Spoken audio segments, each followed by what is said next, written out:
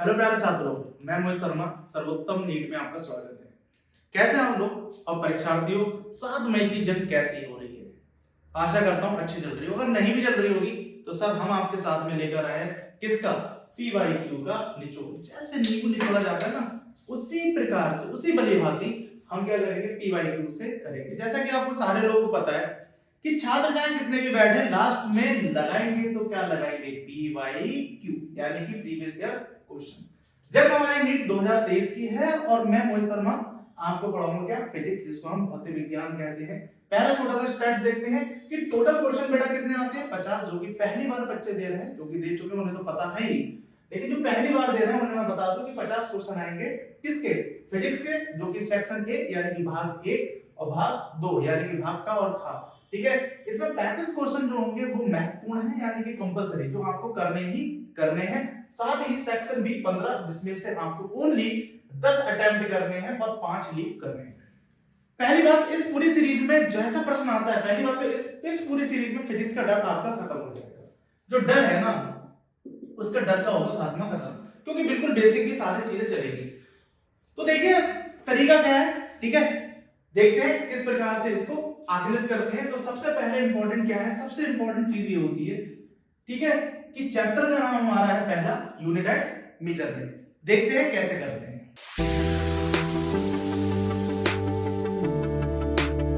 तो प्यारे बच्चों, पहले थोड़ा कुछ स्टैट देखते हैं, देन इसके बाद में प्रीवियस ईयर के कुछ क्वेश्चंस देखेंगे। प्यारे बच्चों कैसे, देखो ध्यान से, समझिए बहुत ध्यान से। पहली बात तो डर नहीं है।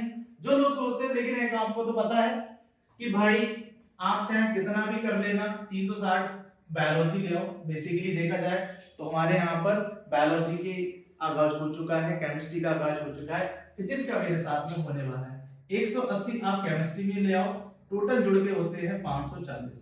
सर 600 तो चाहिए मिनिमम किसके लिए? 600 चाहिए एमबीबीएस के लिए। तो जंग के लिए अभी 60 क्वेश्चन बाकी रह गए। तो कुछ लोग आपको जो बोलेंगे ना 60 क्वेश्चन, तो 60 का मतलब ये हुआ कि 15 के अगर 4 से मल्टीप्लाई कर दें, तो वो सब जो बोलते हैं ना कि मैं 15 क्वेश्चन करके आया, मैं 20 क्वेश्चन करके आया, मैं 25 क्वेश्चन करके आया, तो वो किसकी बात करते हैं? इसका मतलब इस पे टारगेट। लेकिन मैं आपको बताऊं, पूरी की पूरी कंडीशन, पूरी की पूरी विधि ऐसी रहेगी कि ये आपके नंबर ऑफ क्वेश्चंस बढ़ जाएंगे, ये मेरी गारंटी है आपसे। लेकिन वीडियो को अंत तक देखिए और भली भांति देखिए। सबसे पहले किसी भी तैयारी का करते हैं ना, सबसे पहले स्टैट देखते हैं कि लास्ट में उस पर क्वेश्चन आ किस प्रकार के हैं। तो 5 सालों का मेरे पास ब्यौरा है, देखते हैं। बेसिकली यूनिट्स एंड मेजरमेंट को हमने क्या करा है प्यारे बच्चों? 3 पार्ट में डिवाइड किया है। इस चैप्टर को 3 पार्ट में। कई सारे बच्चे इसको छोड़कर जाते हैं, लेकिन आपको नहीं छोड़ना है। इसको अगर छोड़ दिया प्यारे बच्चों तो बिल्कुल खत्म, बिल्कुल खत्म, समझ लीजिए। आप तो फिर भी 15 क्वेश्चन की तैयारी करके जाते हो, मैं यहीं से आपको 5 क्वेश्चन दूंगा। अभी तो सफर बहुत जारी है मेरे भाई।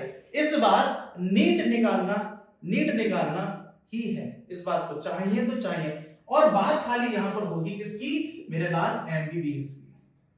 इससे नीचे कुछ नहीं, बीएमएस, बीडीएस, ठीक है, ये सब कुछ नहीं चाहिए तो एमबीबीएस और 600 प्लस होगी। तो ये टेस्ट सीरीज, मतलब ये सीरीज आपकी बहुत ज्यादा बेनिफिशियल होने वाली है। तो इसमें 3 पार्ट में मैंने डिवाइड किया। पहला, भौतिक राशियों की मात्रा, यानी कि यूनिट्स ऑफ फिजिकल क्वांटिटीज, जो भी फिजिकल क्वांटिटीज हैं। और जैसा कि पुराने बच्चे सोच रहे हैं यार एक क्वेश्चन तो आया था, तो बिल्कुल बिल्कुल समझ लीजिए आप कि फिजिकल क्वांटिटीज के ऊपर क्वेश्चन। जब उसके बाद डायमेंशन ऑफ फिजिकल क्वांटिटीज, यानी कि जो डायमेंशंस हैं, यानी कि भौतिक राशियों की विमाएं। ठीक है, पहले मात्राएं, ठीक है, जितने भी मात्रक हैं, ठीक है, जितने भी आपके मात्रक हैं उनकी हम बात करेंगे।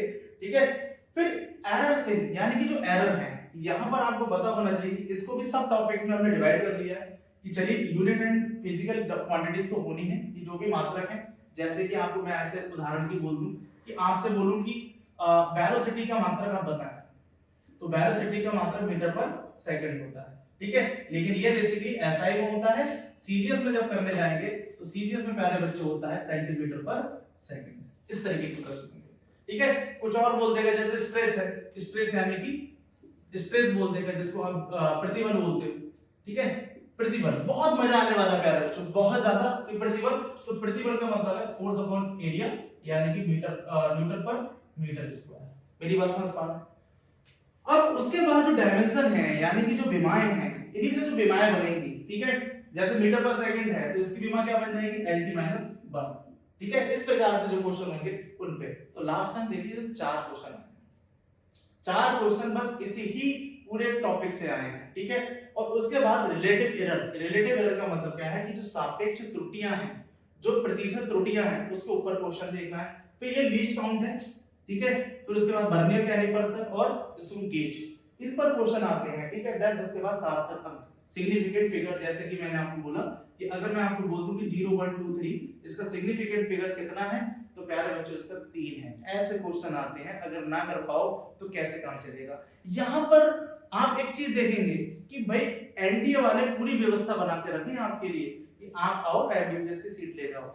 वो आपको चालाकी से देखना है कि आप किस प्रकार से करेंगे। पहली बात, जो बच्चों ने अभी तक कुछ नहीं किया है, जो हिम्मत हार रहे हैं कि हम इस पेपर में कैसे क्वालिफाई, जो मतलब 200 का सपना देख रहे हैं कि हम लोग 200 सही हो जाए, सर इसी से आपके बहुत अच्छे खासे क्वेश्चन आ जाएंगे। आप परेशान मत हो, आप तो 200 नंबरों की बात कर रहे हो ना, बहुत ध्यान समझिए। 200 नंबर में कम से कम यहीं से आपको ना, यहीं से जनरेशन मिलेगा, कम से कम 100 नंबर का यहीं से जनरेशन मिलेगा। आप ये बात समझ लीजिए, क्योंकि प्रीवियस ईयर की जो सीरीज है वो बहुत बेनिफिशियल होने वाली है। 2022 में टोटल हमारे पास 5 क्वेश्चन है। अब 5 का मतलब है 5 और 20। ठीक है, इसका मतलब 20 नंबर तो यहीं से आ गए। मैं तो फिर भी बोल रहा हूं 100 नंबर आपको मिलेंगे, तो 5 क्वेश्चन यहीं से मिल गए। टोटल तो 45 करने, तो 45 में से भाई रहे कितने गए? रह गए आपके 40, और 40 के लिए तो अभी पूरी की पूरी फिजिक्स बाकी रह गई है। ये तो पहला ही चैप्टर है भाई। ठीक है, 2021 में 3 क्वेश्चन आए, 2020 में भी 3 क्वेश्चन आए, 2019 में 2 क्वेश्चन आए, 2018 में 1 क्वेश्चन आया। इसका मतलब क्या है कि भाई न्यूनतम जो क्वेश्चन आएगा वो 1 तो आना, यानी 4 नंबर तो आपको मिलेंगे। वो सिंपल से मैक्सिमम 5 है। लेकिन ध्यान से देखो, एनटीए का अगर दिमाग पढ़े तो एनटीए ने इस टॉपिक पर क्वेश्चंस बढ़ाए हैं। हो सकता है आने वाले समय में इस पर 4 क्वेश्चन मिल जाए, हो सकता है इस वाले टॉपिक पे आपको 3 क्वेश्चन मिल जाए, और हो सकता है इस वाले टॉपिक पे आपको 6 क्वेश्चन मिल जाए। क्योंकि आपने पढ़ा होगा कि लास्ट टाइम पे बायोलॉजी का टेंथ फिजिक्स हो जाती थी, इस बात को समझिएगा। और एनटीए के दिमाग को सोच करना पड़ता, तैयारी करिए, ध्यान से करिए। ठीक है, तो इस टाइप से स्टैट्स रहा है। अब हमें देखना है कि कौन कौन से क्वेश्चन आए, किस प्रकार से क्वेश्चन आए। अब हम चीजों को करते हैं। भली बात है कि लास्ट टाइम क्वेश्चन कैसे है, और क्वेश्चन बेहद सिंपल है। ठीक है, देखिए प्यारे बच्चों, देखो ध्यान से, पहले समझो ध्यान से क्या है चीजें, कि यहाँ पे यूनिट्स ऑफ फिजिकल क्वांटिटीज के बेस पर हमारे प्रश्न है। क्या 2019 में क्या प्रश्न है, पहले देखो ध्यान से। जैसा कि मैंने आपको बताया, काफी इंपॉर्टेंट टॉपिक है कि बोला यूनिट ऑफ थर्मल कंडक्टिविटी। तो पहले बात तो समझो कि थर्मल कंडक्टिविटी के बारे में पूछा है। ठीक है, थर्मल कंडक्टिविटी ये मतलब ये टॉपिक जो है वो बेसिकली हीट का है। हिंदी में बेसिकली इसे ऊष्मा कहते हो। ठीक है, तो बेसिकली ऊष्मीय, ठीक है, चालकता आपसे पूछ रहा है। अब ऊष्मीय चालकता है, तो इसको क्वेश्चन को कैसे करेंगे, करना तो है। ठीक है, पहली बात ध्यान से, मैं आपको दोनों तरीके बताऊंगा, बहुत ध्यान से समझिए। कि भाई एक सिंपल सी बात है कि एक रॉड है, उस रॉड को आपने थोड़ा सा इस पे हीट अप किया, आग लगा दी, तो यहाँ का टेम्परेचर कुछ था TA और यहाँ पे टेम्परेचर TB था, तो टेम्परेचर डिफरेंस आएगा। तो इसका मतलब एक टेम्परेचर का तो कहानी हो गई। ठीक है, और जैसे कि आपको पता है कि टेम्परेचर के लिए, यानी कि ताप के लिए आप केल्विन यूज करते हो, यानी कि K। इस बात को समझ लीजिए, समझ लिए। दूसरा, इसका देखिए एक एरिया है, क्रॉस सेक्शन एरिया है जो कि A है। ठीक है, क्रॉस सेक्शन एरिया A, जिसको आप क्या बोलते हो, क्षेत्रफल। ठीक है, जिसको आप क्षेत्रफल बोलते हो। एक इसकी क्या है प्यारे बच्चों, लंबाई है। ठीक है, जिसको लेंथ है, यानी कि जो भी ऊष्मा होगी वो यहाँ से यहाँ तक वैरी करेगी, उसी तरीके से वैरी करेगी जैसे कि आपकी धारा वैरी करती है दो विभवांतर के बीच में। ठीक है, विभव के बीच में जो धारा वेगा। ठीक है, आपने ये चीज तो देखी होगी ना, इस तरीके से कि BA और BB होता है, इसके बीच में धारा I है। ठीक है, इसी तरीके से। तो यहाँ पर जो Q होता है वो डायरेक्टली प्रोपोर्शनल होता है एरिया के। Q जो होता है वो डायरेक्टली प्रोपोर्शनल होता है किसके, डेल्टा T के, यानी कि टेंपरेचर डिफरेंस के। और Q इनवर्सली प्रोपोर्शनल होता है लेंथ के। तो जब इन तीनों को जोड़ते हैं तो फाइनल आपके पास आ जाता है inversely proportional to delta T upon N। अब जैसे ही प्रोपोर्शनलिटी का साइन हटाते हैं तो Q की जगह पर आ जाता है KA delta T upon N। अब आपसे ये K जो होता है यही होता है आपका थर्मल कंडक्टिविटी। तो K की वैल्यू पूछी है तो QL upon A delta T। अब यहाँ पर ध्यान समझते हैं, अब उसने बोला है QA। अब यहाँ पर ध्यान से देखो, उसने बोला थर्मल कंडक्टिविटी, L ये है, जब हम इसकी यूनिट लिखने आएंगे। अब यहाँ पर इंपॉर्टेंट चीज क्या होते हैं कि the unit of thermal conductivity की बात हो रही है। ठीक है, अब यहाँ पर पहले जूल मीटर केल्विन इनवर्स दिया, तो केल्विन तो आपका इसका हो जाएगा भाई। यहाँ पर अगर हम यूनिट लिखने जाएंगे तो इसमें एक टाइम का फैक्टर भी आएगा, क्योंकि यहाँ से यहाँ तक जाने में कोई ना कोई समय जरूर लगेगा, इस बात को समझ लीजिए, ठीक है। अब यहाँ पर बोल रहा है कि थर्मल कंडक्टिविटी की आपको यहाँ पर बतानी है यूनिट, कि कितनी यूनिट होगी विद रिस्पेक्ट टू टाइम, क्योंकि उसने बोला थर्मल कंडक्टिविटी, तो इसका मतलब जो भी हीट निकाल रहे हो वो विद रिस्पेक्ट टू टाइम निकालनी है, ठीक है। तो पहला ऑप्शन क्यों दिया हुआ है ये समझ लेते हैं, कि आप इसमें जूल लिखोगे कि बोलोगे हीट होती है जूल, एल से मीटर, यहाँ पे लिखा है metre, metre square into kelvin. अब मीटर से मीटर कैंसिल आउट कर दोगे, तो पहला ऑप्शन जो दिया है भाई, पहला ऑप्शन तो कट मान दोगे, चलो ठीक है मान लिया। दूसरा ऑप्शन आपको दिया है क्या, कि joule per metre square, joule metre inverse के इनवर्स, ये वाला, और सारे बच्चे ये लगाकर आ जाएंगे। लेकिन यही तो बात है एनटीए, एनटीए इस तरीके से आपको क्वेश्चन नहीं देती है, उसने थर्मल कंडक्टिविटी बोली है, और यहाँ पर आपको लॉजिक यूज करना है, बस थोड़ा सा दिमाग और लगा देते कि टाइम के रिस्पेक्ट में करते, और जब जूल अपॉन टाइम की बात करते, जूल अपॉन सेकंड की बात करते, तब ये बन जाता है वॉट, ठीक है। तो इसका मतलब क्या होगी, यूनिट होगी इसकी क्या, वॉट, ठीक है, मीटर इनवर्स और के इनवर्स, इसलिए इसका आंसर प्रॉपर ये होगा, इसका आंसर बाकी के नहीं होंगे, इस बात को समझ लीजिए। इसी प्रकार से जैसे द यूनिट ऑफ परमिटिविटी बोला है, और ये क्वेश्चन आया 2004 में, तो पहले समझिए कि एनटीए वाले प्रश्न आपको दे किस प्रकार का रहेंगे। अब जैसे इसमें दिया है कि एप्सिलॉन नॉट की वैल्यू दे दी, ठीक है, परमिटिविटी, तो परमिटिविटी को पहले दिमाग में लेना है कि क्या कहते हैं, ठीक है, वैद्यशीलता बोलते हैं, ठीक है, सबसे बड़ी चीज। अब यहाँ पर ये कैसे आएगा, जैसे कि सब लोगों को पता है कि कूलाम का नियम होता है भाई। कूलाम का नियम क्या होता है कि दो चार्ज यानी कि दो आवेशों के मध्य लगने वाले फोर्स, ठीक है, तो F बराबर होता है क्या बेटा, F बराबर होता है K, ठीक है, Q1 Q2 upon R square.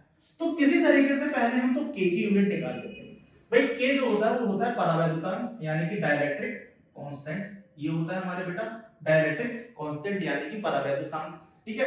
अब K की वैल्यू हमें निकालनी है, तो अब फोर्स को बेटा निकालेंगे, तो फोर्स होता है न्यूटन, K की वैल्यू हमें निकालनी है कि K क्या होता है, अब Q क्या होता है, कूलाम, तो ये हो जाएगा कूलाम स्क्वायर और ये हो जाएगा मीटर स्क्वायर। तो जैसा कि यहाँ पर चीजें दिख रही हैं कि कूलाम स्क्वायर आपको दिख रहा है प्यारे बच्चों, अब यहाँ से K की वैल्यू निकालनी है, अब ये वैल्यू ऊपर लेके जाओ, ये वैल्यू नीचे लेके जाओ, तो इसका मतलब हो जाएगा मीटर स्क्वायर, ठीक है, न्यूटन अपॉन कूलाम स्क्वायर। ये बात तो मेरे समझ में आई। यहाँ पर देखिए इन्होंने चालाकी खेली है, देखिए कूलाम स्क्वायर नीचे दिया हुआ है, लेकिन ऐसा नहीं होता। आपने ये भी पढ़ा होगा कि K की वैल्यू जो होती है वो होती है 1/4 पाई एप्सिलॉन नॉट। ये तो कांस्टेंट है, इससे तो कोई मतलब रहा नहीं, आप एप्सिलॉन नॉट की वैल्यू चाहते हो तो 1/k कर दो।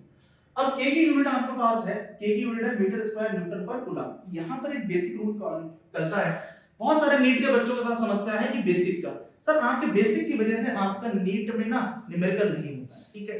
अब न्यूमेरिकल नहीं होगा तो फिजिक्स होगी नहीं, क्योंकि आपको पता है कि फिजिक्स में न्यूमेरिकल तो आते हैं, अब उससे आपको डर लगता है। इसीलिए तो आपको सोचिए कि 45 क्वेश्चनों में से आप टोटल 15 क्वेश्चन करके आते हैं। कुछ तो महान विभूतियां हैं जो 5 क्वेश्चन करके आती हैं।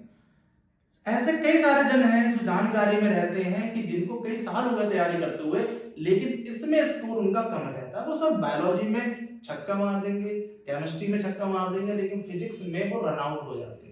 इवन मैं तो कहूंगा बोल्ड हो जाते हैं, बोल्ड, उनका स्टम्प उड़ जाता है, किल्ला उड़ जाता है। उसके पीछे का रीजन है डॉक्टर बनने जा रहे हो तो इस बात को बहुत ध्यान समझो, पहले नेतागिरी कर दो बंद, इधर की उधर, उधर की इधर करना करो बंद, ठीक है, पूरा फोकस रखो पढ़ाई पर, ठीक है। पहली बात ध्यान से समझो कि आसपास में और यहाँ पे यूट्यूब दुनिया भर में क्या चल रहा है, कौन किस में छोड़ रहा है, किधर जा रहा है, पहले दिमाग 7 मई दिमाग में छपी हुई चाहिए, 7 7 7, इसका मतलब समझ लीजिए, करना है करना है करना है, और इसी बार करना है, क्योंकि अगली साल जाओगे ना तो बेटा बहुत और बच्चे मिलेंगे, ठीक है। हो सकता है जिनको तुम पढ़ा रहे हो उनके साथ ही पेपर देने जा रहे हो, बड़ा मजा आएगा।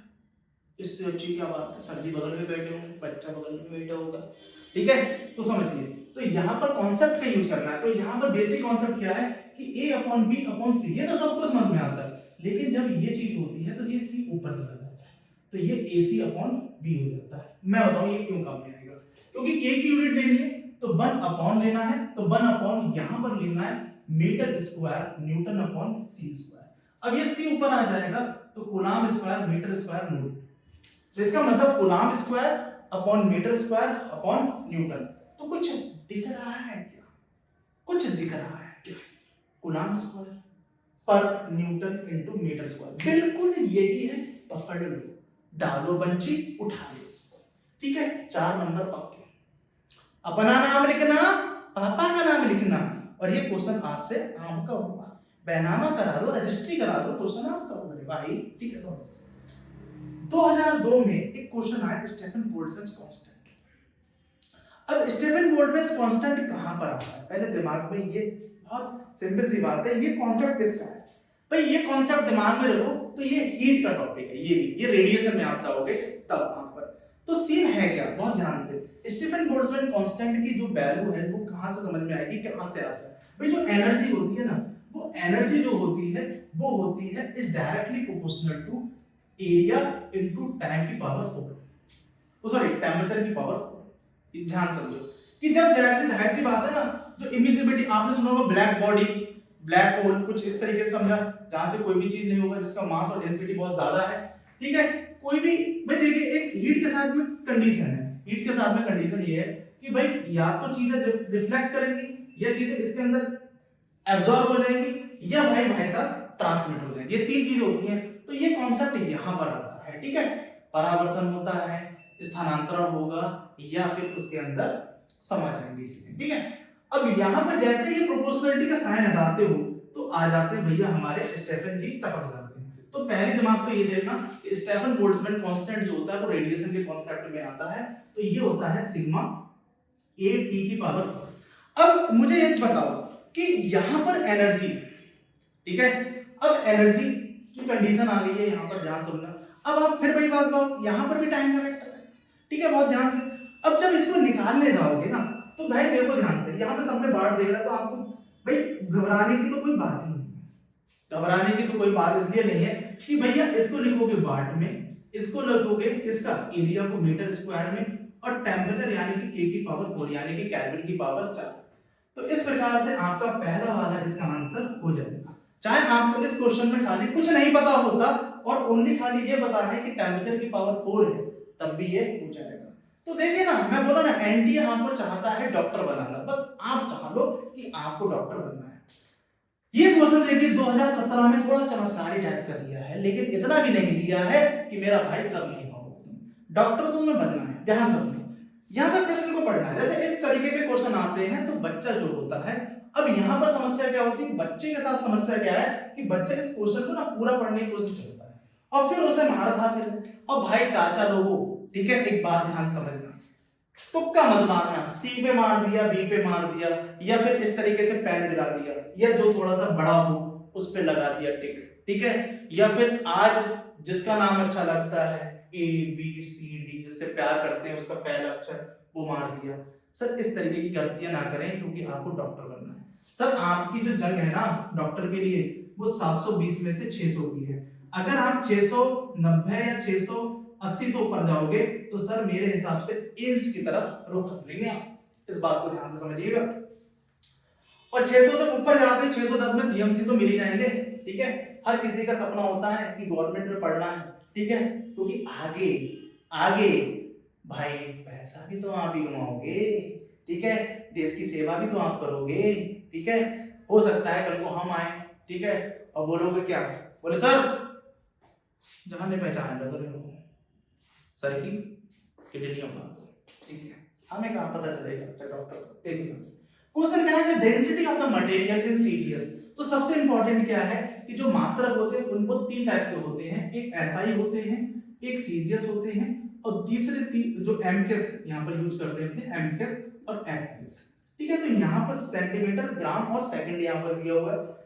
System of a unit is 4 ग्राम पर सेंटीमीटर क्यूब। यानी कि यहाँ पर अगर बात करें तो डेंसिटी होती है ग्राम पर सेंटीमीटर क्यूब। इस बात को समझिएगा। In a system of unit in which unit of the length is 10 centimetre, यानी कि जो लंबाई का मात्रक जो दिया है वो कितना दिया है, 10 सेंटीमीटर। यानी कि लंबाई यूनिट ऑफ लेंथ कितना दिया हुआ है, 10 सेंटीमीटर दिया हुआ है। एंड यूनिट ऑफ मास आपको दिया है 100 ग्राम।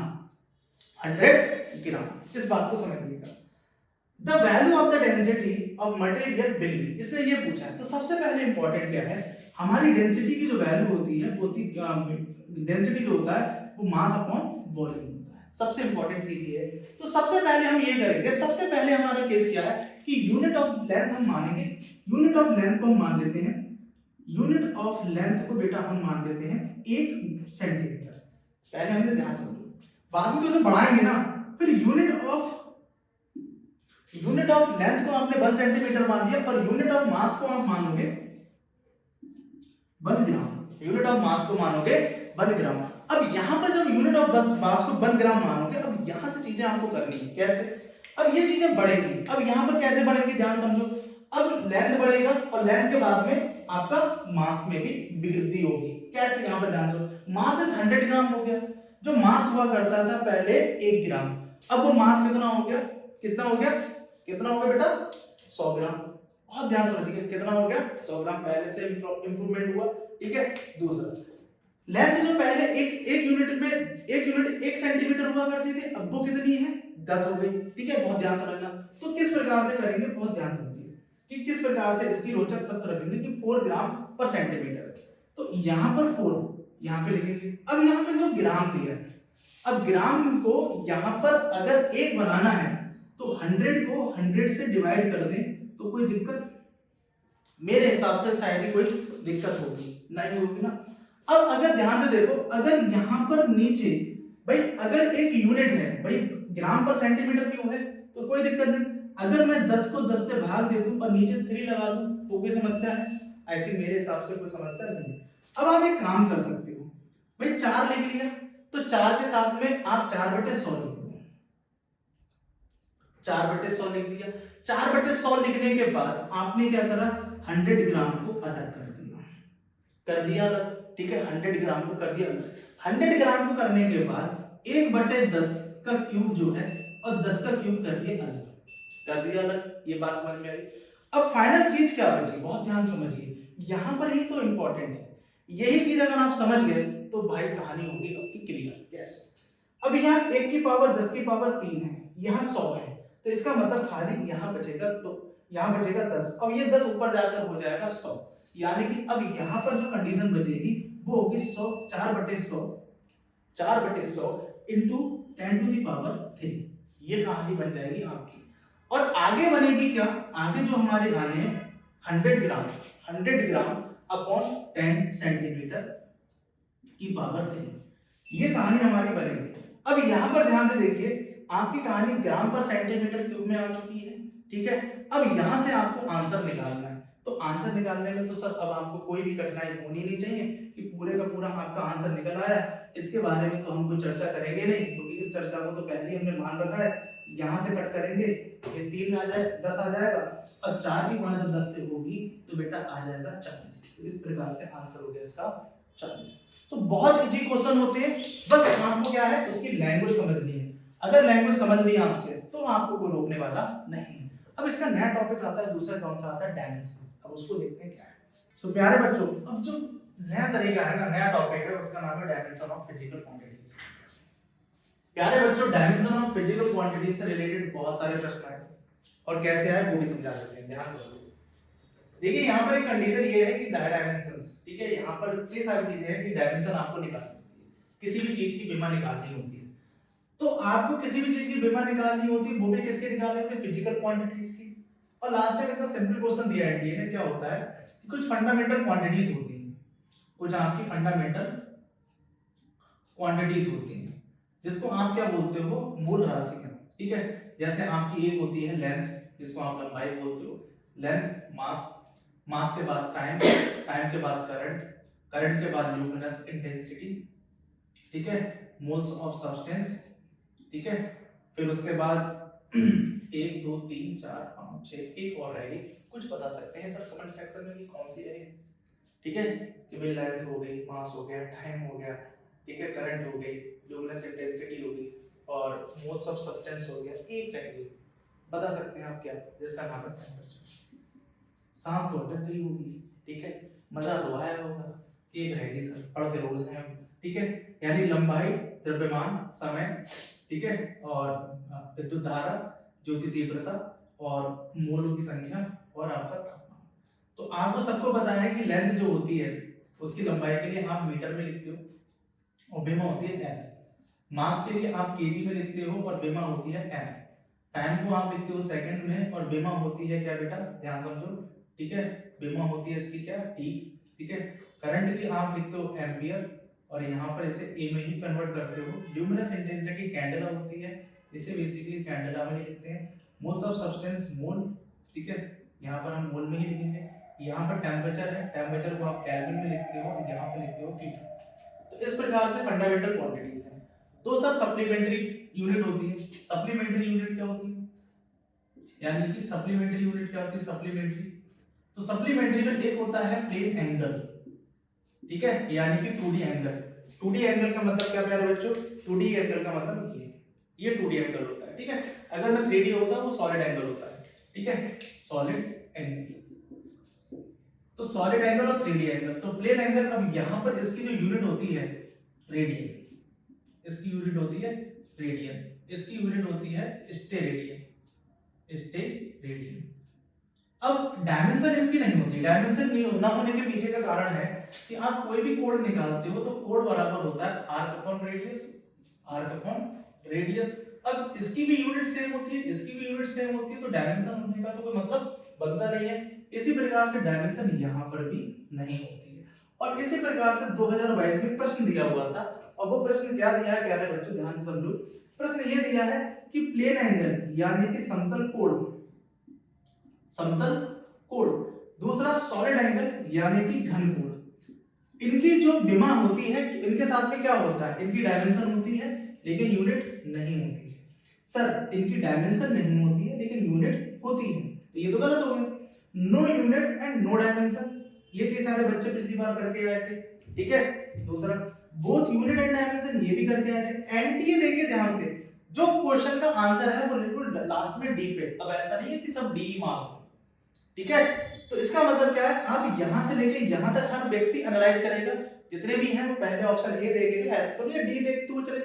तो याद रखिएगा कि एग्जामिनर आपको यहां से यहां तक नहीं आने देगा, इस बात को ध्यान से, और आपको यहां से यहां तक ही आना है, समझना है क्या। तो सर इसकी यूनिट होती है बट डायमेंशन नहीं होती है, और ये इसका आंसर है। बहुत सिंपल है। एनडीए में बोला ना, चाहता है आपको डॉक्टर बनाना, ठीक है, वो चाहता है एमबीबीएस आप बन जाओ, ठीक है। 2020 में क्वेश्चन आया था स्ट्रेस से रिलेटेड। स्ट्रेस होता है बेटा प्रतिबल, जैसा कि अभी हमने स्टार्ट में बताया कि फोर्स अपॉन एरिया होता है, ठीक है। बोलते हैं स्ट्रेस हो रहा है भाई, बहुत स्ट्रेस हो रहा है, तो इस तरीके से अब ये क्वेश्चन को करने में कितना समय लगेगा देखिए। स्ट्रेस को फोर्स होता है न्यूटन और ये होता है मीटर स्क्वायर। अब न्यूटन को लिखते हैं m/t-2 और इसका क्या लिखते हैं L2। अब L2 ऊपर जाएगा तो भाई अब यहां पर ध्यान से देखिए, बच्चों के साथ में बेसिक में बहुत समस्या है कि L और L-2, अब यहां पर बना है तो बेस सेम है बेटा, तो बेस सेम है तो याद रखना 1-2, इसका मतलब L- ये बन रहा, ये L- बन रहा, इसका मतलब क्या हुआ कि अब आप ये देख लो कि L-1 कहां दिख रहा है, L-1 दिख रहा है, तो इसका मतलब ये इसका आंसर हो गया कि भाई ये इसका आंसर है। इसके अलावा कुछ और क्वेश्चन है। एक क्वेश्चन हमारे पास है कि भाई आप इसका एनर्जी और किसमें बताओ, ग्रेविटेशनल कांस्टेंट, तो एनर्जी और ग्रेविटेशनल कांस्टेंट के केस में बताओ।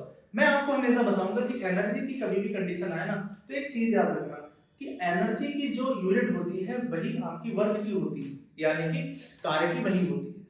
तो कार्य और एनर्जी यहां पर दोनों की जो मात्रक है वो सेम है। अब दोनों के मात्रक क्या है पहले समझ लेते हैं।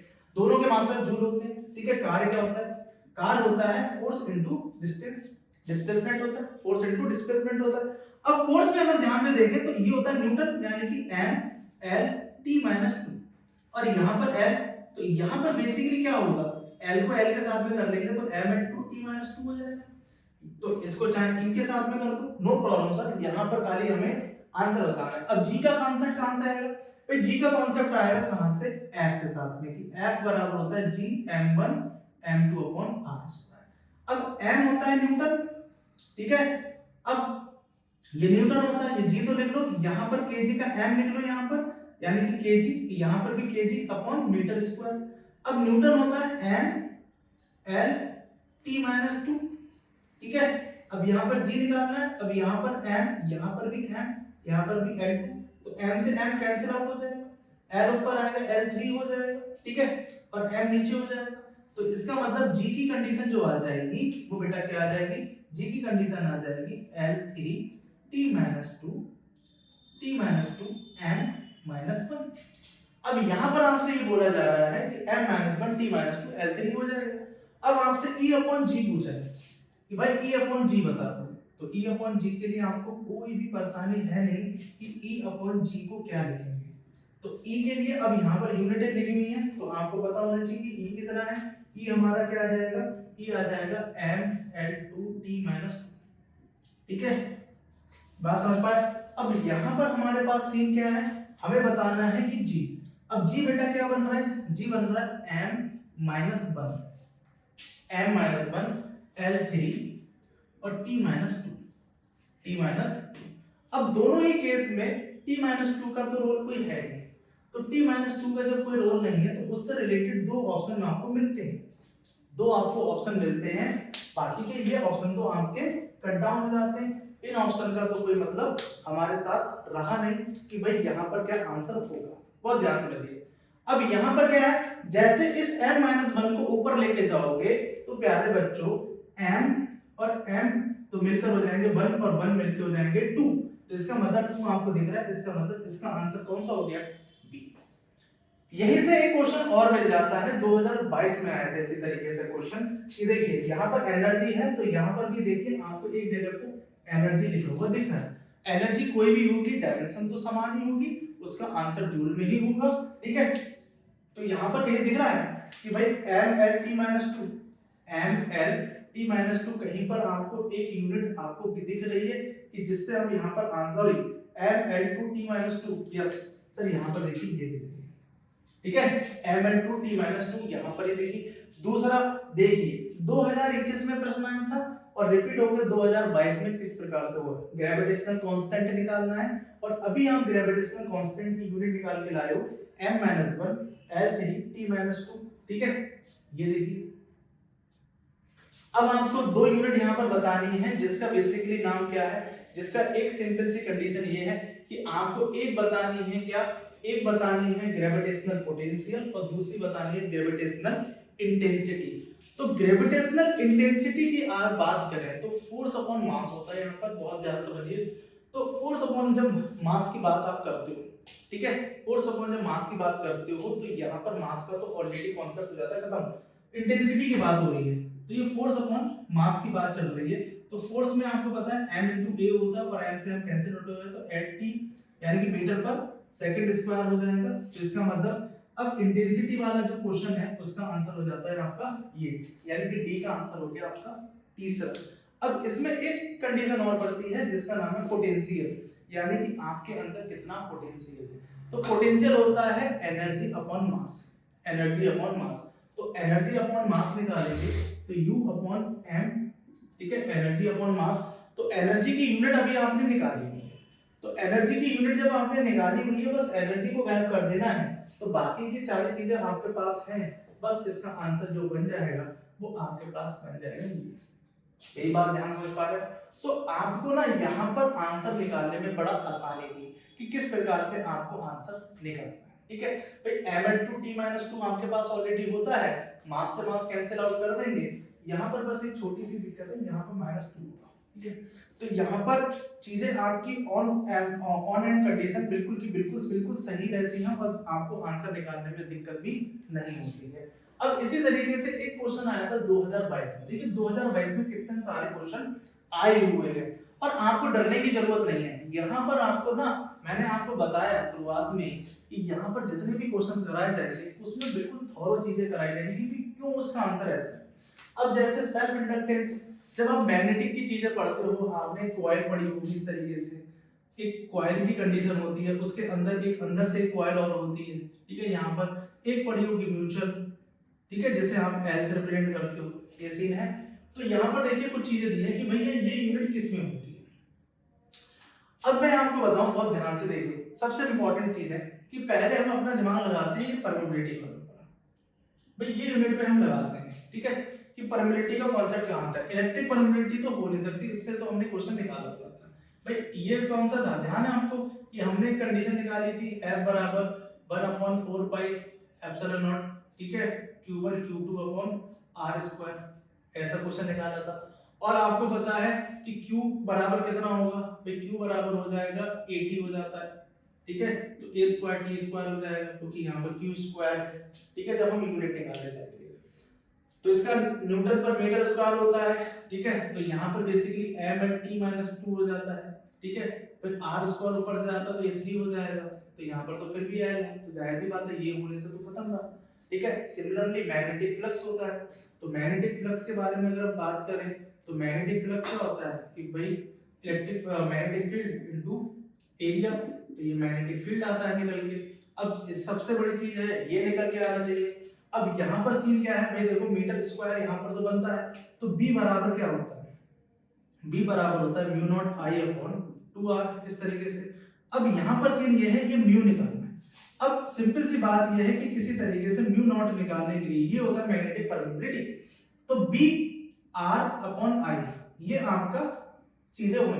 अब आपको जब निकालने जाओगे तो भाई साहब आपको यहाँ पर जब निकालना होता है क्या, आपको निकालना होता है मैग्नेटिक फील्ड, तो मैग्नेटिक फील्ड उसी तरीके से निकलती है जैसे निकलती है आपकी इलेक्ट्रिक फील्ड। अब यहाँ पर इसका फॉर्मूला क्या होगा, जैसे हमने इलेक्ट्रिक फील्ड के लिए बोला ना, इलेक्ट्रिक फील्ड किसी भी छोटे व्यक्ति पर कोई बड़ा व्यक्ति अप्रोच लगाए तो उस पर कितना फोर्स महसूस होगा, यहाँ पर बेसिकली उसी तरीके से बात हो रही है। तो यहाँ पर बेसिकली बात जो होगी तो हमें b की वैल्यू निकालनी है, ठीक है, तो मैं आपको बस MLT बताऊं तो MLT-2 A-1, ठीक है, MLT-2, ठीक है, MLT-2 ये तो न्यूटन होती है तो फोर्स हो गया, और A-1 और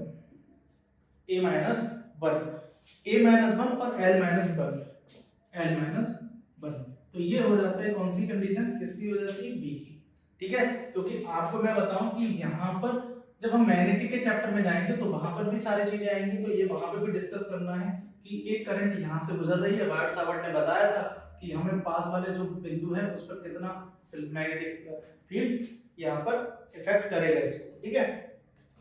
तो यहाँ पे करंट का कॉन्सेप्ट आई का कॉन्सेप्ट आएगा, ठीक है, यहाँ पे करंट एलिमेंट भी बनेगा, तो MLT-2 A-1, ठीक है, A-1 ये हमारी सीन आता है। दूसरी सीन यहाँ पर कंडीशन क्या है, तो यहाँ पर जो L है वो L जो आएगा, L जो कंडीशन आएगी वो किसकी आएगी, वो L आएगी हमारी R की, मेरी बात समझ पा रहे हो, L कंडीशन जो हमारी आएगी वो इसकी आएगी। अब यहाँ पर रह जाता है I, और I का होता है A, तो I का होता है A, तो A ऊपर आएगा तो A-2 हो जाएगा, तो A-2 तो है, ठीक है, T-2 है।